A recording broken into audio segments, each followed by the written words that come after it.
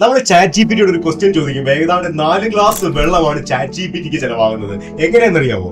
അതായത് നമ്മൾ ഇതുപോലുള്ള സെർച്ച് എഞ്ചിനുകൾ അല്ലെങ്കിൽ ഇതുപോലുള്ള പ്ലാറ്റ്ഫോമുകളിലൊക്കെ നമ്മൾ ഉപയോഗിക്കുമ്പോഴും അതിന്റെ സെർച്ച് ചെയ്യുമ്പോഴും ഒക്കെ അതൊക്കെ ക്ലൗഡിലേക്കല്ല പോകുന്നത്. ക്ലൗഡ് എന്ന് പറയുന്നത് ഒരു സങ്കല്പം മാത്രമാണ്. എന്നാൽ അതിന്റെ സെർവറുകൾ ഭൂമിയിൽ തന്നെയാണ്. ആ സെർവറുകളിലേക്ക് ഇത് ചെല്ലുന്നു. ആ സെർവറുകളിൽ ഈ ചോദ്യങ്ങളും ഈ പ്രോസസ്സുകളും വലിയ രീതിയിൽ ചൂടുണ്ടാക്കും. അതിനെ കൂൾ ഡൗൺ ചെയ്യാനായിട്ട് വലിയ രീതിയിൽ വെള്ളം ആവശ്യമുണ്ട്. അതായത് ഒന്ന് ആലോചിച്ച് നോക്കുക, നിങ്ങൾ ഒരു ചാറ്റ് ജി പി ടിയോട് വെറുതെ തമാശയ്ക്ക് ചോദിക്കുന്ന ഒരു ചോദ്യത്തിന് 4 ഗ്ലാസ് വെള്ളം ചെലവാകുമെങ്കിൽ നിങ്ങൾ ഒരു ദിവസം നടത്തുന്ന പ്രോസസ്സുകൾക്ക്, സെർച്ച് എഞ്ചിനുകളിൽ നടത്തുന്ന കാര്യങ്ങൾക്ക് എത്രായിരം ലിറ്റർ വെള്ളമാണ് ചെലവാകുന്നത്. അതുകൊണ്ട് തന്നെ അടുത്ത യുദ്ധം, അടുത്ത വേൾഡ് വാർ സംഭവിക്കാൻ പോകുന്നത് കടലുകളുടെ പേരിലും അല്ലെങ്കിൽ അതേപോലെ തന്നെ വെള്ളത്തിന്റെ പേരിലും പരസ്പരം രാജ്യങ്ങൾ വെട്ടിപ്പിടിക്കാൻ ശ്രമിക്കും. നിങ്ങളൊന്ന് മനസ്സിലാക്കുക.